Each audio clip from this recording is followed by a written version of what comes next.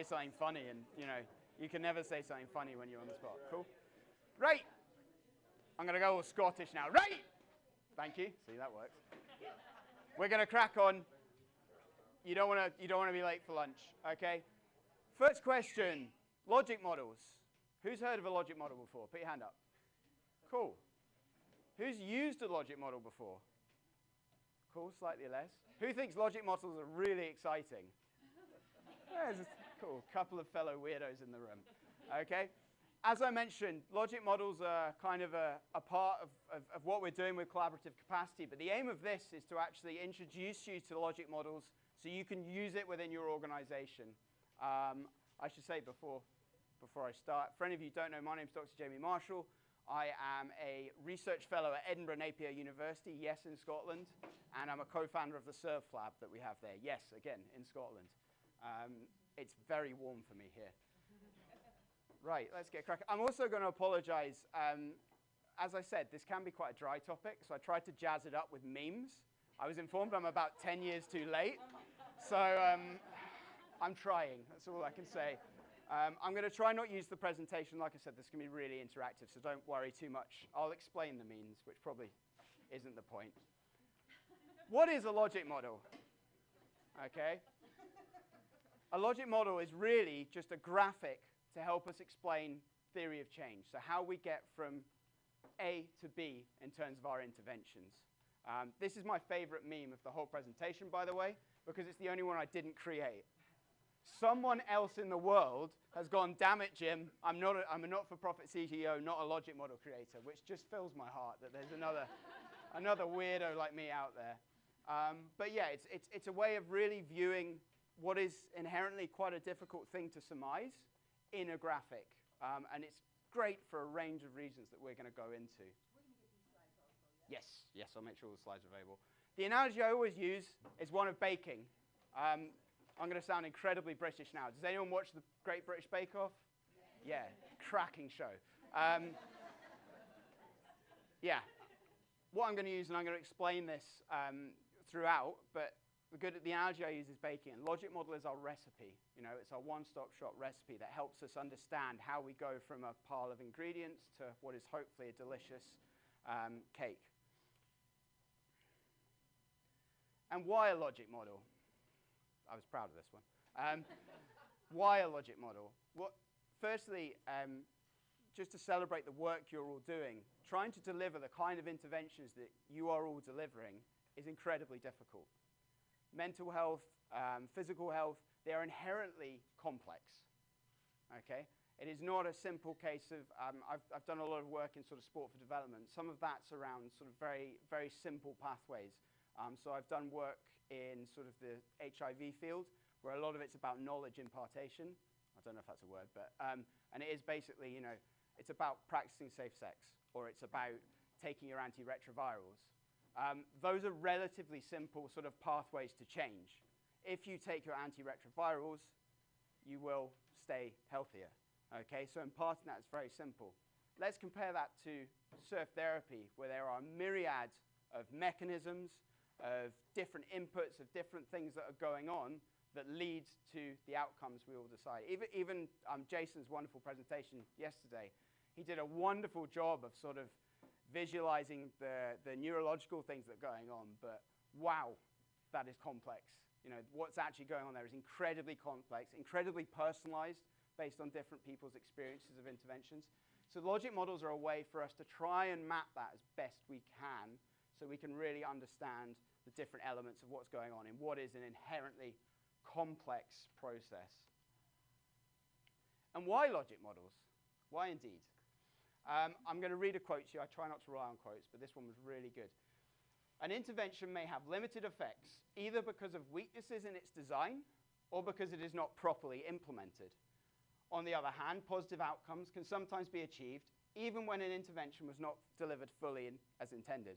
What that is basically saying, some of the greatest developments in science, in health, in surf therapy have happened by accident.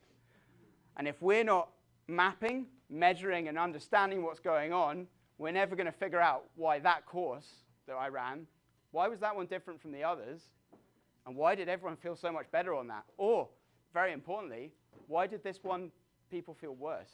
Why did it not have the effect we intended? So logic models are a really good way for us to understand our interventions. They can help us understand, maybe there are elements of the design we want to optimize. So maybe you're at ISTO and you heard a really inspiring presentation by one of the other programs, and you're like, oh, I wonder if we could fit that in. If you've got your intervention well mapped out, it's much easier to go, oh, I think we could add something in there, or we could try and adapt something. Similarly, you could have the perfect design, but if it's not delivered correctly, or if it's not delivered with what we call fidelity, so that means it's delivered in the manner it's intended within your curriculum, whatever it must say, that could have a massive impact. And if you haven't got that mapped, you're not going to be able to measure it and understand that. So, why do we do it? What's the point, you might be asking? Well, this all sounds quite cool, and you've made it sound not too dry so far, but why would I use this? We've already touched on program optimization development. If you've mapped your program, you can continue to develop it. If you haven't mapped your program, that process is going to be a lot more sort of, trial by error. Now, there is a place for trial by error, but to be honest, hearing all the wonderful stories about here, you're all well past that. Okay, so mapping, it's great for that. Process evaluation. Here's some good jargon for everyone, but process evaluation is the most overlooked piece of research and evaluation just ever in sort of social, psychological, and health interventions.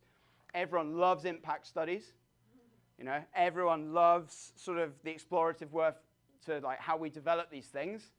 People do not like checking that the coaches are actually doing what they're supposed to be doing. People do not like checking why attendance is low certain days. They don't like doing these things.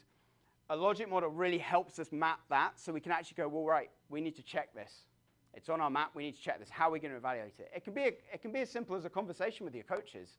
That is still process evaluation, as long as it's done in a systematic manner, which means you can constantly check for changes, for things that might be developing. I'm not going to go through all of these. Outcomes research is really helpful because if you actually understand your intervention, you know what you're going to measure. Elizabeth touched on that earlier. How often, I do a lot of sort of evaluation consultancy, and how often people come to me with a project, and I'm like, so what do you actually want to measure? I'm not really sure about that. If you don't know what your key outcomes are, how on earth can you identify the right measure? Fundraising, it's graphic. Everyone loves it. Also, it looked great on Instagram. I'm not going to talk. There's been some wonderful people talking about social media and stuff. But yeah, a logic model looks great on Instagram.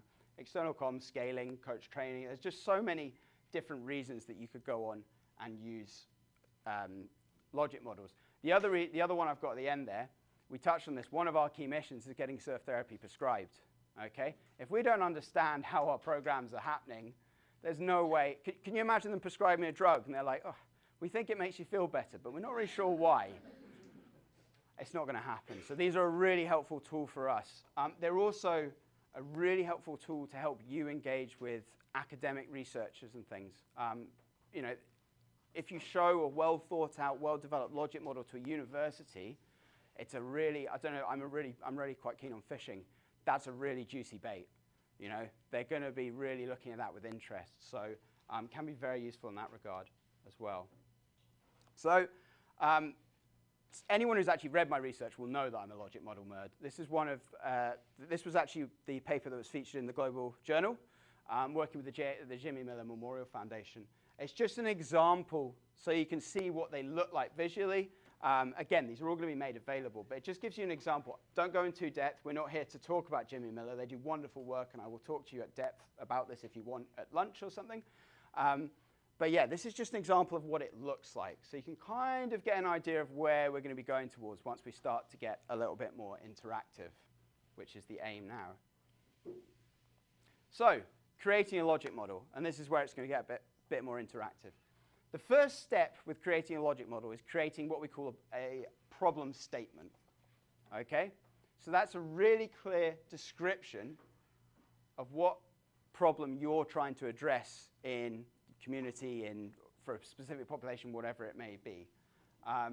It needs to have a clear, focused understanding of the problem, of those people, of who we're targeting, and likely barriers and facilitators to sort of engaging with that population.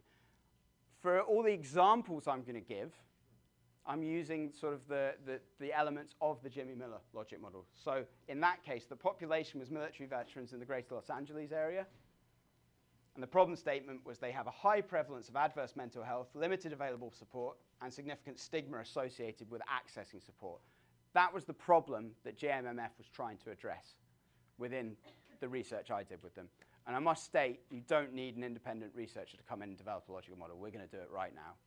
So first task, you've got a minute, and I want you to identify clearly the population you serve. And it can be populations, that's fine.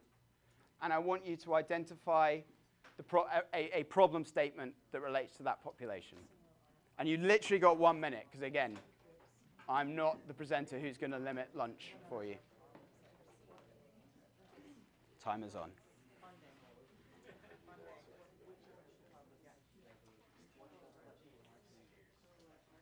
So who's your population? And what are the problems they're basically facing? So what are you trying to address? Do it. Go on. You might learn something.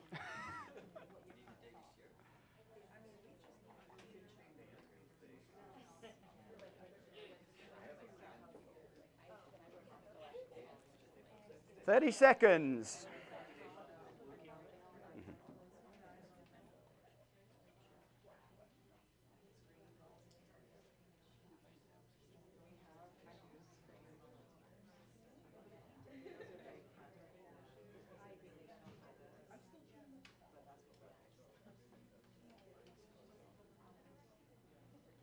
I love the furious scribbling that's going on, so I'm going to give you an extra 10 just to finish what you're writing. Yeah?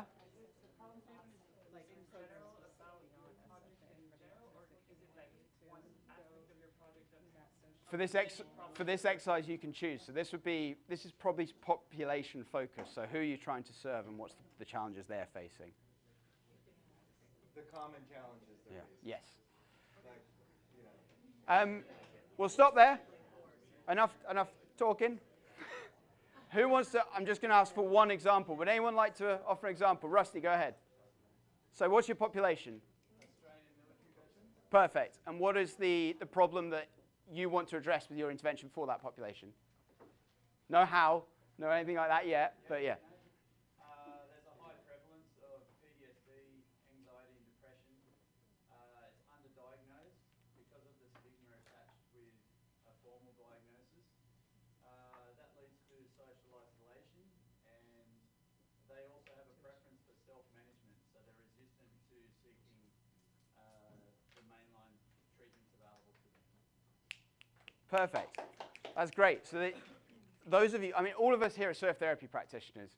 All of you are hearing those problem statements that were really well articulated there, and you're probably thinking, oh, we can do this to address it, we can do this to address it. As soon as you identify your as soon as you clearly identify your population, as soon as you get that worked out problem statement, it really helps you with the next steps around that intervention, design, or optimization. I'm very aware none of us here are designing an intervention for the first time right now. This is a chance just to map what we're doing. The next stage is inputs, okay?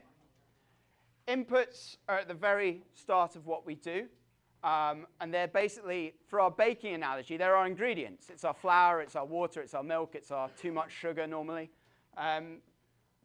So what inputs do you have for your intervention? And what you're going to do is on the left-hand side of your paper, if you're going to do it horizontally, you're just going to list all of your inputs, okay? The examples from JMMF, and these are very just like specific.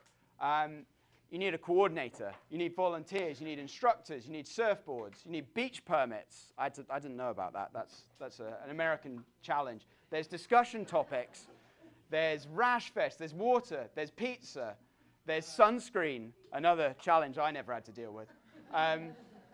There's training for those instructors and for those volunteers. And there's other therapeutic structures that might be in there.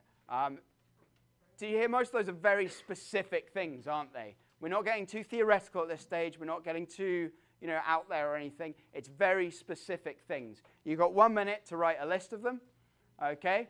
We're working in a very similar paradigm. There's going to be a lot of overlap with what we've just listed from JMMF. there's not many people in this room that aren't going to need a surfboard, for example. But, you know, it's, I'm looking forward to seeing Greg's, actually. That's going to be really cool. You know, so, yeah, just get that all down. Pete, the pizza was great. Like, the therapeutic elements of sharing a meal, that was an eye-opener for me, yeah. So, yeah, just write a list. You've got 30 seconds. Again, this is not your final logic model. This is just taking you through the process.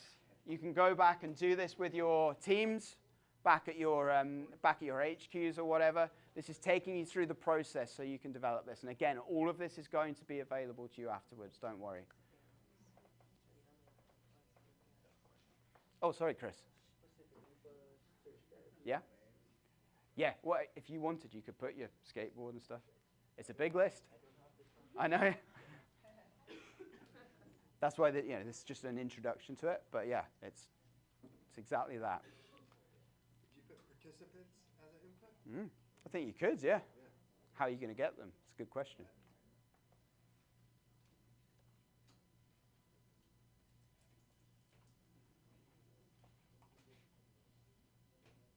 Okay. Does anyone want to share, just like, give me 5 items off your input list? Ideally, some stuff maybe that I haven't listed or thought of. Has anyone got anything like that they can? Go on. I have Pictos, because we work with kids with autism. Oh, cool, yeah. Is that like an international word? I don't know. Is that like non-verbal sort of, yeah. Verbal, like pictures of what you're going to do. Brilliant, brilliant. And I have prizes. Prizes, yeah. And what you have there. I like that, I like that. You know, that's speaking to self-efficacy mechanisms. I love it. I love it. Anyone else, anything like a bit out there? Transportation, brilliant one. Perfect. Ooh, trust an interesting one. That might come up in just a second. But yeah, yeah, I like where you're thinking though. Yeah, like Parental permissions and all the paperwork and stuff. Absolutely, absolutely. Coffee, absolutely, especially if you're running. Funny, but it's our icebreaker. Absolutely, great. Was that so?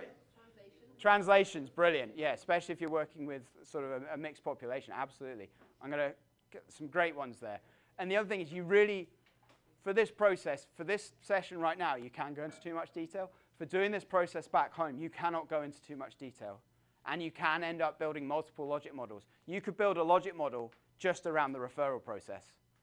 How you address the stigma Rusty was talking about in the referral process. How do you make those veterans think that this isn't just another one of the things that hasn't worked for them, you know? So you can actually end up with multiple logic models around multiple different parts of your program.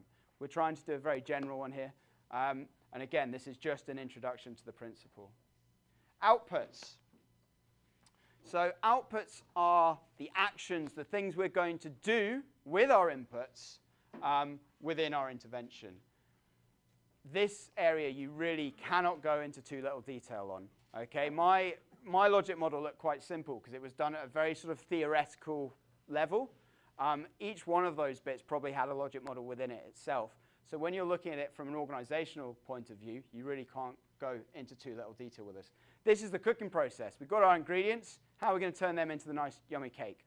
So what are we going to do? What activities are we going to deliver? And just some examples, and this is where I think the trust comes in, absolutely. So building trust is a great example of an output. How are we building trust? And that's something you'd work out a bit more within this as to make it an output. So holding a safe space is part of that. Constant reframing of failure. Who's heard Chris say the first thing we learn in surfing is how to fall? You know, that was something that really stood out to me when I was doing my research with JMMF. That's a clear output. Available, the support in and out of water, the patient discussion. What I mean with that is not a clinical patient, but very patient discussion of what people are going through. Sharing food, celebrating every little win, helping participants find their level, meeting them where they're at. All of these elements are outputs. They're things you're doing, they're activities you're delivering through your inputs to lead to the final stage, which we'll get to. Again, just give it a go. I'll give you 1 minute 30 for this one. This one's the most in-depth element, so really have a think. Yeah, this is. Are these just the result of what you're doing with the input? They are what you are doing with the inputs. Yeah, so you're holding a safe space through with your instructors and things like that. There can be multiple levels, so maybe there's training in there that links to your instructors and your coaches that then leads to the safe space. So there's a lot of, there can be multiple levels of outputs. I think in America there's different terms, isn't there? In America, they draw a distinction in the outputs. They call throughputs the things the program does. So that'd be like the surf instruction, but then the output is what is the direct result of that surf instruction. Is it that I purled and I've almost drowned, or is that I made it and I got a big smile on my face? And then there's the outcomes, which we'll get to in a minute. And then, in other research settings, there's like just first order outputs, second order outputs. There can be third order outputs, fifth, sixth. It can get quite big in there. One tip on that: if your intervention gets too complex, if your logic model gets too complex, split it up. Do 3 logic models. That gets me excited. But yeah, you can look at what different bits. So maybe the social elements of your program, you're just going to create a logic model around them, and that's fine. So yeah. It's worth having your top-level logic model, which is really looking at that process from a sort of, I'd call it a 30,000 foot, like you're looking out of the airplane, and then you have a more zoomed-in bit potentially on different elements.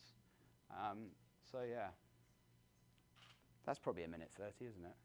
You got me talking.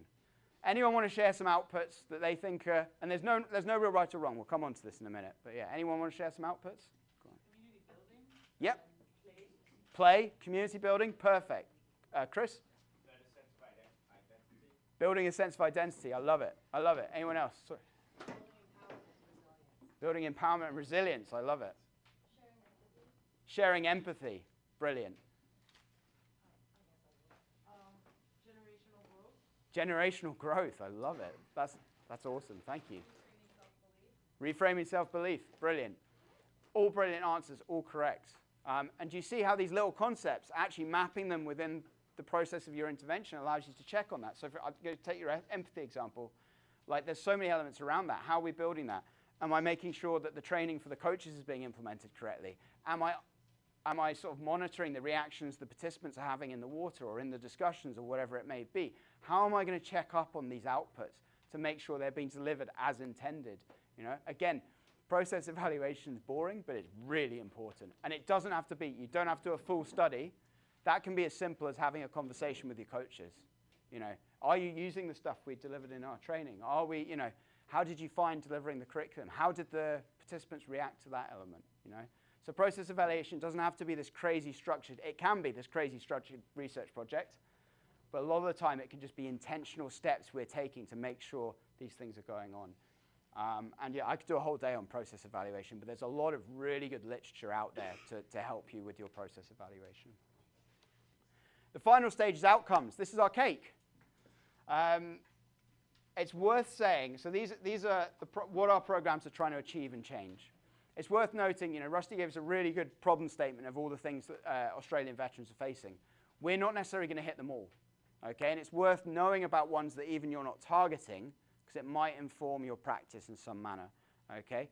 So what you need to be very clear of, and again, this is what I was saying earlier. If you don't know your outcomes, how on earth are you going to measure them? Okay, so start thinking about your outcomes and start thinking about them. You've started building your logic model now. Start thinking them in terms of how did I get from my inputs through my outputs to my outcomes? And it's worth thinking of outcomes in 3 levels: short term, medium term, and long term. I was doing some work with a wonderful sort of physical activity project in Ghana a while back, and their outcome they really wanted to hit was getting kids back into school.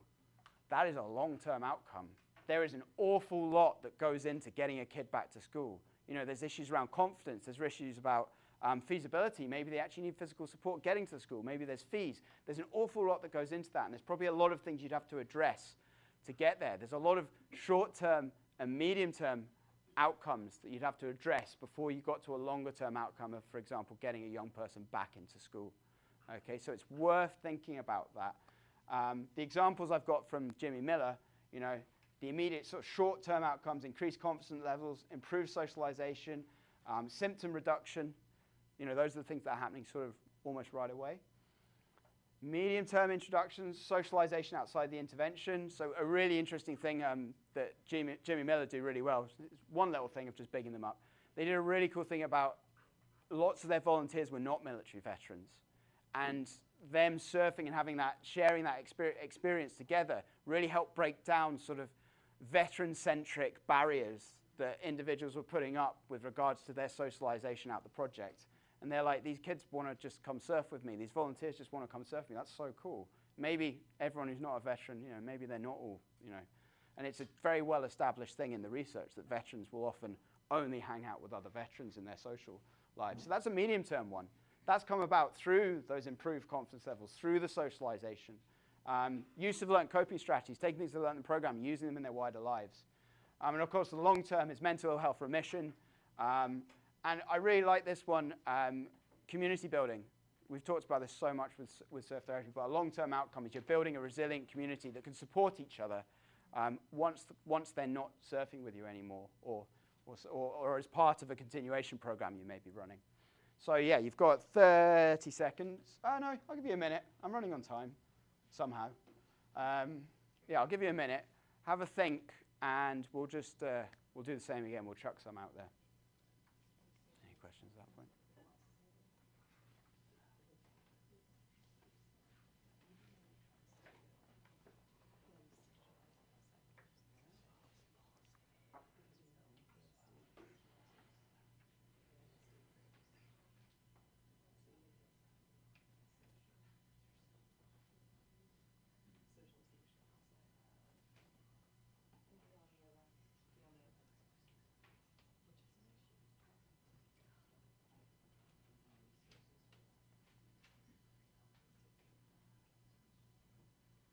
Should have got you doing an ISTO one, Brian.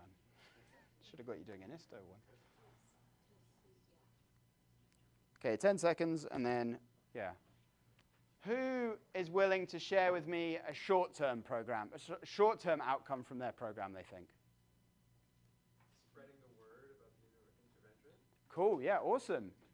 That's something Jimmy Miller, actually, a lot of their referrals came from word of mouth through other, that's a brilliant one, I love that. Just like right away, you can post on Instagram. Yeah, brilliant, brilliant, love it.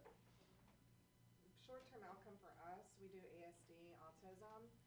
For a short-term outcome, we'll see like an actual person become verbal for a short amount of time that's been nonverbal, which then can lead to medium and long-term after that. Brilliant. That's a great one, and it's one that always fills your heart, doesn't it, when you hear that one? Go on, Isabel. My goal is to work with the schools and to create inclusion, so having new friends at school for those kids especially. Yeah, absolutely, absolutely. Hugo, go on. Using surfing as a vehicle of self-awareness. Self-awareness, so improve self-awareness. I love it. Chris, go on, Chris, last one then. The change in the perspective from their actual caregivers. Okay, so a change in, so like positive belief.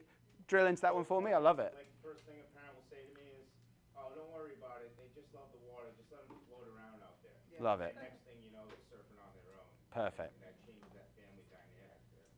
Love it, love it. Whoa, whoa, whoa. I think you've gone into a medium there, haven't you? So really great example. The immediate one was that change in perspective, that change from the participant, but changing a family dynamic. Brilliant medium-term outcome there as well. So you see how these are connected. Who else medium, any medium-term outcomes? Increased participant commitment. Yes. Something we struggle with. Yeah, so they keep coming back and they keep engaging. Love it. Well, I was just going to say that, returning students. Yeah, perfect. Adherence is such a big thing. Mental health is hard.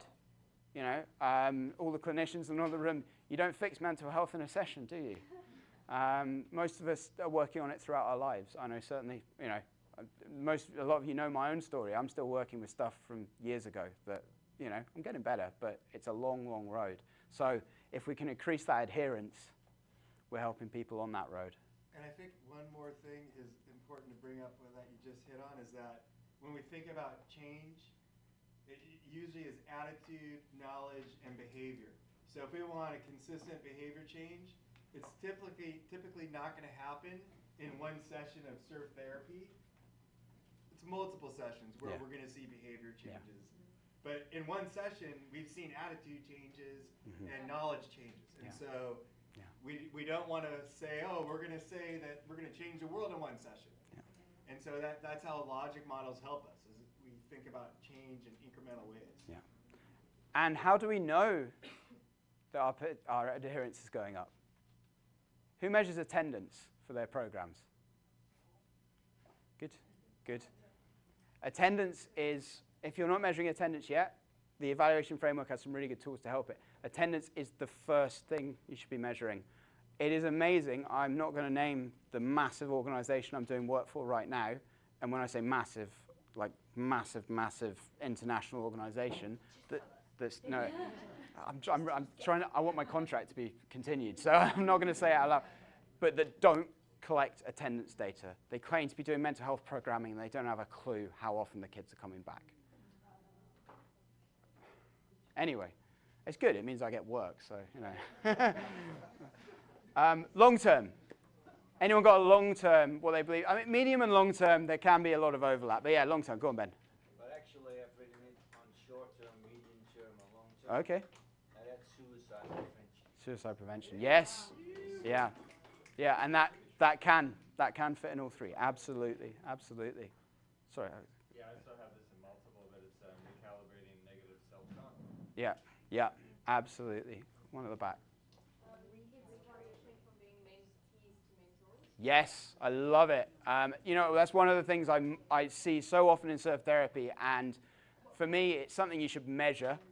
You should definitely keep track of how many of your mentees become mentors.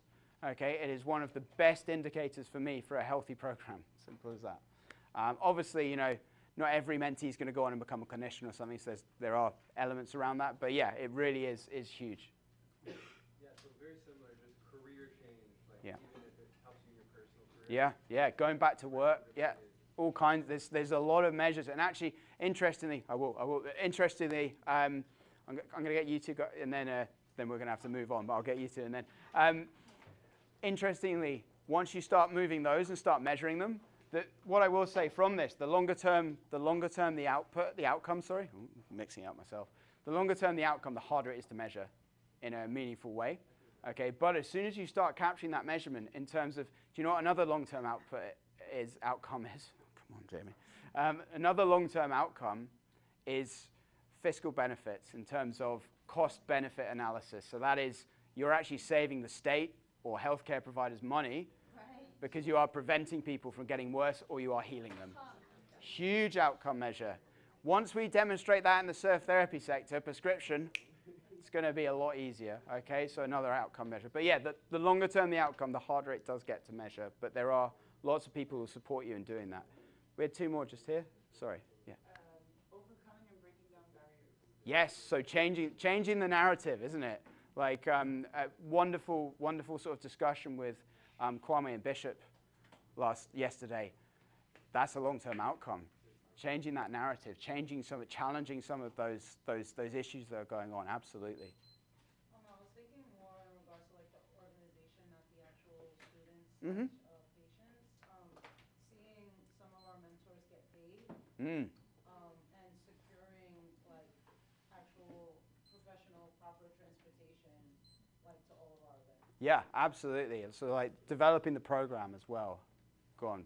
Yeah, I'll just say that independence in surfing. Yes. From Yeah. my athletes with autism or Down syndrome to be then taking it Great. outside of our camp and doing it on their own. Absolutely, a huge one. I'm just going to, because I've just got a few more slides I need to get. Thank you, though. Those are all wonderful. And I'm so excited at the logic models that must be appearing on pages in front of me, and even more excited. This is a little bit sad, but if any of you go home, do this exercise with your organizations, send me your logic models just so I can like nerd out, okay? I love it. There will not be a bill or anything. I love it. Yeah. So looking after your logic model. Who remembers Tamagotchis? Again, might be showing my age here. Okay. How many times, you go away for a nice weekend break? Oh, no, it's dead. Okay, logic models are living, breathing things, okay? They are, there's a really great quote here. A logic model or a theory change is both a process and a product. Okay, the thing that you create either in this room or when you go back to your organizations, it's not going to be the perfect final. You're never going to change it again. It needs to be constantly looked at, needs to constantly be adapted, and that's the strength of it. When you've got that all mapped out, you can make those adaptations. You can map where you've come from and where you're going. You can do all that with an effective logic model. Okay, but yeah, the day you think you've got the perfect logic model, Don't think so. Okay, it's a process and a product. So you need to keep feeding it to try and keep the Tamagotchi metaphor going. And changing and adapting and learning. One of the things I love about ISTO, little aside here, one of the things I love about ISTO is how open everyone is to learning all the time. People don't come to ISTO thinking they've got the silver bullet and they've solved it. They come here to share and they come here to learn. And that is one of the most magic things about this organization. And it's your logic model, okay? The logic model I showed you around that I did with Jimmy Miller was a very specific thing. It was a theoretical framework we were developing within a sort of positive psychology world. It was a very specific theoretical thing. Yours doesn't have to look like that. You can develop a logic model around your referral process, around how you're going to get people into your program. You can develop a logic model that's about the nuts and bolts. It's about the details. It's about the, how are we getting people to the beach? How are we going to, you can develop a logic model with that. It's yours. It's for you. Just looking at some of the uses we talked about earlier, what use do you need to get out for your organization? Focus on that, okay? There is no right or wrong in logic modeling. Logic modeling is a tool that you use for the benefit of your organization. So yeah, I just really want, and that's why actually it's really interesting some of the discussions we're having. There is no right or wrong. You need to, it's a tool for you to use, okay? Oh, no. So that's my little thing on logic modeling. Here is, again, this is just an example, okay? I'll make this available. All my research is, as we discussed earlier, all my research is open access, so you can all go look at it right now. You don't need to get through any paywalls. I've got about 3 or 4 logic models. Again, most of them are quite theoretical, so they're an example to a certain point. But like I said, there's lots of practical logic models. Go stick logic models on Google and see what comes up. There's lots of great examples. There's quite a few not good examples too. But yeah, go through them and see what resonates with you. I think I'm ahead of time, so I've actually got time for 5 minutes question. I'm looking for permission here. Yeah, I've actually got time for, I've got time for sort of 5 minutes of questions. Has anyone got anything burning right now? I'm here all week, to coin a phrase. If anything comes up, and like I said, please do reach out afterwards because I'm a nerd and I love seeing your logic models. Go ahead. Do we need a microphone, or are we for the questions? Is that happening? I think we can hear back from you. Okay, cool, perfect. When you have that long-term goal, a lot can happen. You're measuring, in my case, what I aim to measure is high school dropouts. Because in the Dominican Republic, a standing issue is education. And when that becomes, you adapt your logic model, you implement the program, how do you keep those measurements in place when you have that long-term goal? Yeah, so it's what we call a longitudinal study. So it's a study that, and actually I'll use Bishop's phrase, I'm going to call you in instead of calling you out here. One thing surf therapy is not doing well enough right now is follow-up measurements. So that's following up, exactly like you said, people after they leave your program. We need to capture that. Okay, if we're going to demonstrate this is really changing people's lives, as we all know it is, we need to capture exactly that. So there are ways of doing it. There are a million ways of doing it. But yeah, a lot of the time, if you've got a continuation program, it really helps, because people are coming back and stuff. But yeah, keeping in contact, keeping things like that, that's the simplest way to you can start to track that. The reason the long-term outcomes are harder to measure is exactly what you said. There's so many confounding variables. So how do we demonstrate it was your program that actually contributed to them returning to school? Is that yeah, or stopping them dropping out? How we can build strength to that case. Proving that definitively, almost impossible. There are ways with big enough samples and very statistics that I don't fully understand. But the best way to do that is look at what are the medium and short-term outcomes that lead to that. Okay, find out in your problem statement why it is your youth are dropping out of school and how your surf therapy can address that. Because if you can measure those short-term outcomes and those medium-term outcomes, which are a bit easier, it then helps you build that case. Even if your data for the longer-term outcomes, someone can be like, well, there's, all those confounding variables. But if you're building that case by measuring those short-term outcomes and those medium outcomes first, it really helps you to build that case. And that's what we need to do when we're dealing with funders, when we're dealing with health boards, when we're dealing with politicians, if you have to. I'm sorry if you have to. Yeah. Does that? Thank you. Yes. Practical example of how. Yeah, of course. No, go for it. Yeah, yeah. How they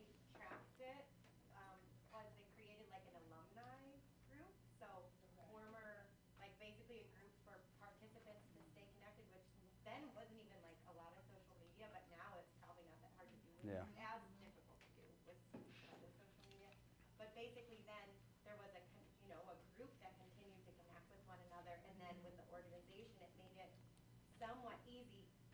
Young people, youth who were in the program 5 years later, they had me calling them all up, like, what are you doing now? You know, like, and asking about very specific things that this program intended to have a longer term impact.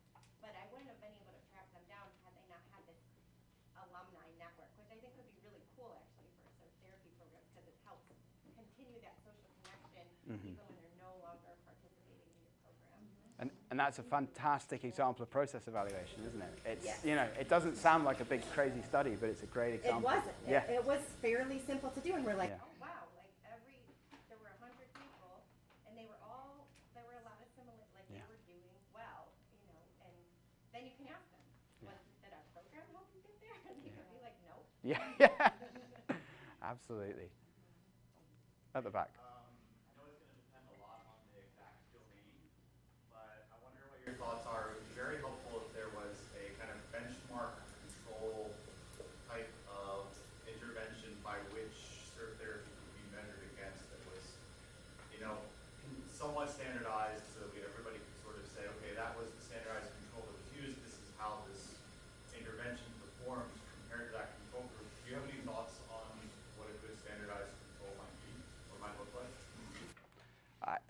It's an interesting question because I personally locate myself, because I do work with surfing programs and non-surfing programs, but very much in that community mental health space. And I struggle to see it sometimes because there isn't a lot of good things out there.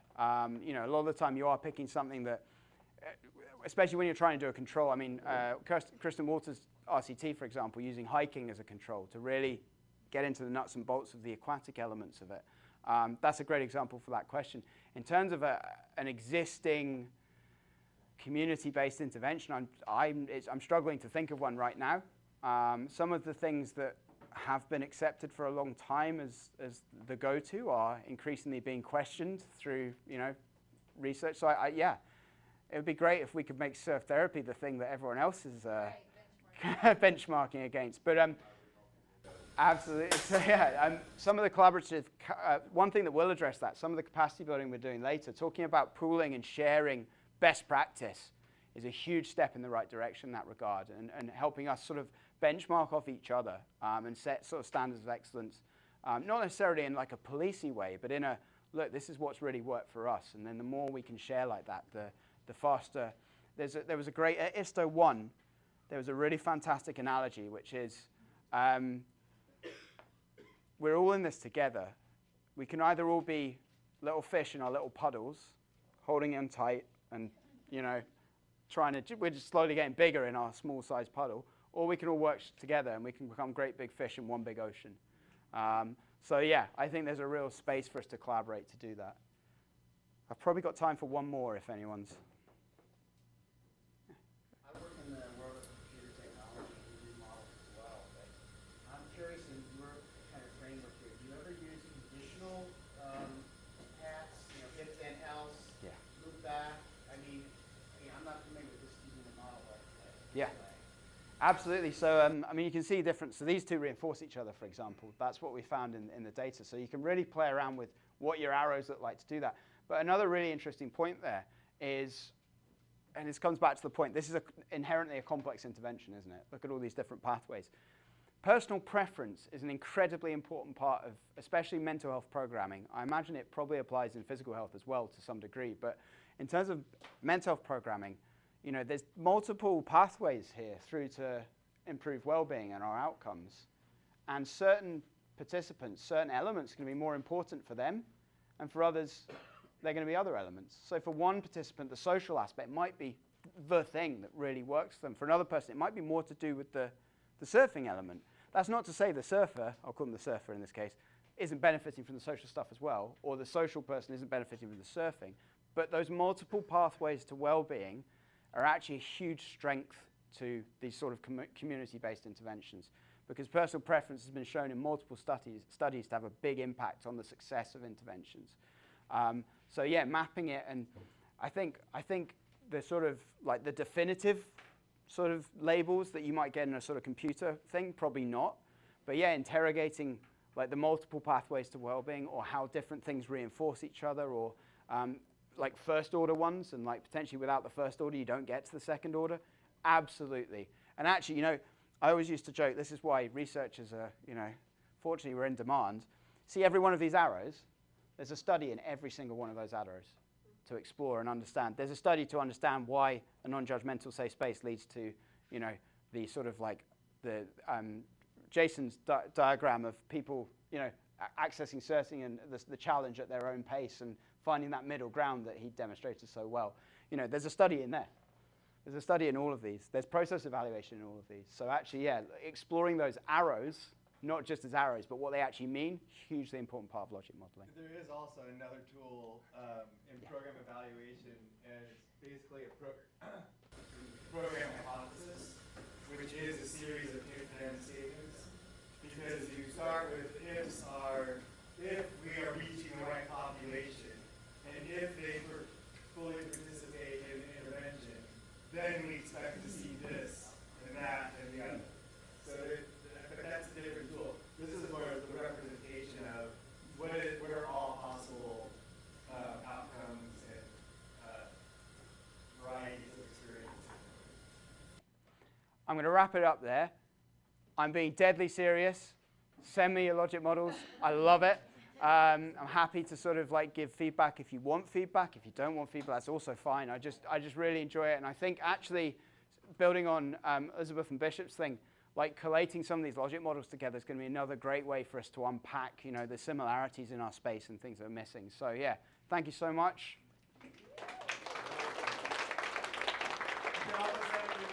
I've been teaching logic model development for 20 years. So these were two examples of what building our capacity can look like. With Bishop and Elizabeth, it's all about utilizing our knowledge as practitioners to expand what we know about how certain therapy works. And with logic model development, it's all about how do we learn how to systematically describe our programs in one page. That's good for training, that's good for funders, that's good for a whole variety of reasons. But these have all happened organically.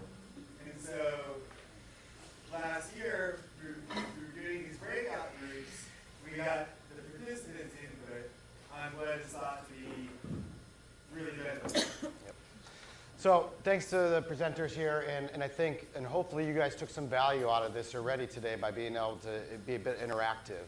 And as I'd say, as I look forward to the future, to next year, I would love to see one of these initiatives that has been identified to be up here sharing where we stand, and so everybody can benefit. And so that's the goal. And so what we're going to move into is a little bit of a group work. And so I'm going to kind of explain this, and then we're going to go to lunch, and then we'll come back and do the group work. And so what you see around the room, there's two over here, there's two in the back, and a seventh one right over there, are the 7 initiatives.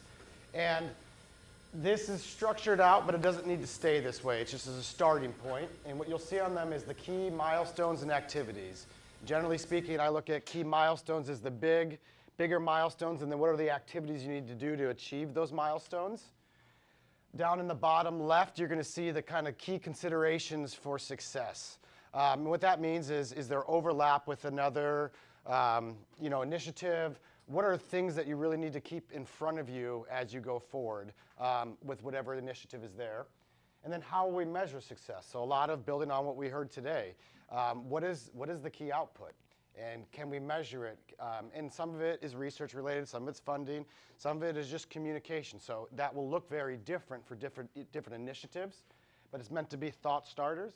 And then on the bottom right, a leader, working team, and board member. And this is to try to drive who's going to lead this initiative. And then the idea is that once this is created, the one-pager, then the team can start working, right? And figure out what is the cadence of meetings, how will the group work together, and how do you want to document it? And then you leave this behind eventually, but this helps you create the goal, right? Because they're just high-level starting points, but this really needs to be your ideas. It's meant to create value for not only just ISTO, but for you guys. And so that's why your contributions, your collaboration within it is so critical. And I think when we all think of ISTO, I think one of the most magical qualities about it is the collaboration, and something that we just really need to keep in front of us as we go forward, as we start to have programs get bigger, as more people understand the sector. The ability for us to continue working together, to me, is the must-win battle for us to be able to stay growing together. And so what are we going to actually do? So each initiative is just reflective of where it stands today. Some of them have had very little work, some of them have had some initial thoughts.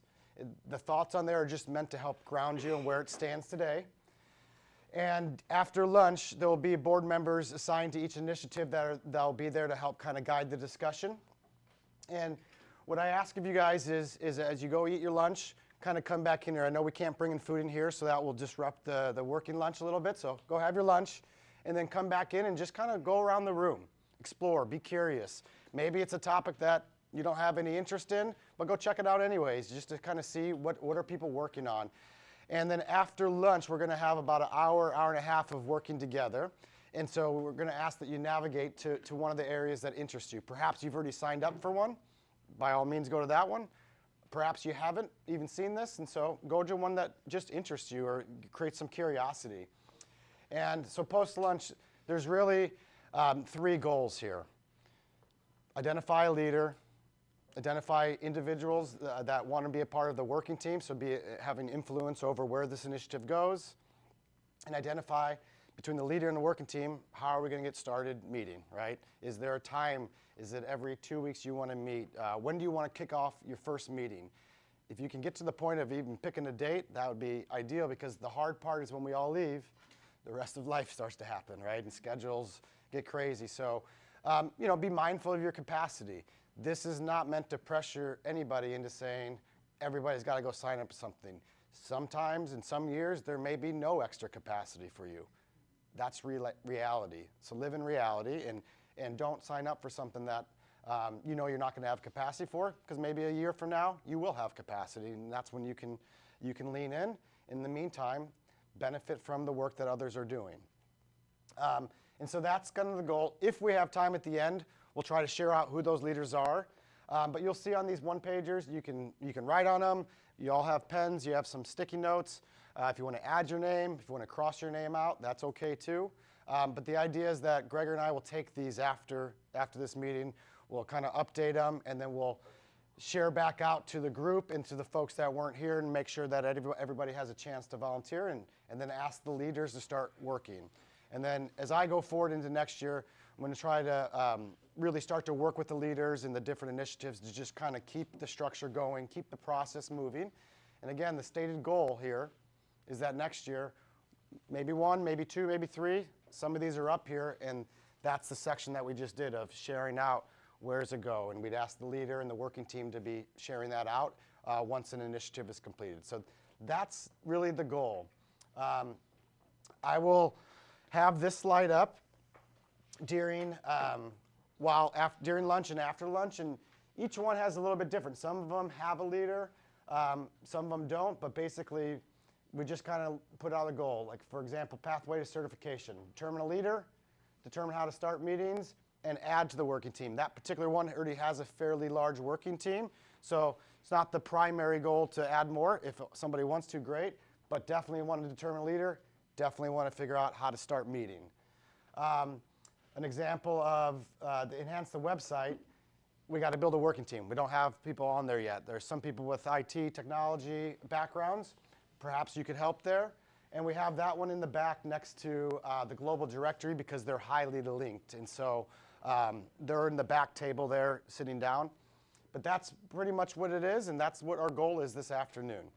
So first I want to ask if there's any questions before we break for lunch, because I know we're moving pretty fast here. Does that make sense? I just have one question. Do you have a plan for how to, we're obviously developing these based on who's in the room, but how do we get the word out for the larger network? A lot of people can't be here, so they can be included and invited. Yeah, that's a great question. So what we did last year is, after they were created, we summarized them and then sent it out to everybody who wasn't here, and also got their feedback, and we were able to adjust them a little bit and add them. And so I'd likely do the same exact thing of, here's where the team stands, send it out to others who weren't here, ask if they want to volunteer, be part of any initiative, and then make sure that that's incorporated in, because that is a critical element. Otherwise, we're going to have many, many blind spots in what we're solving for.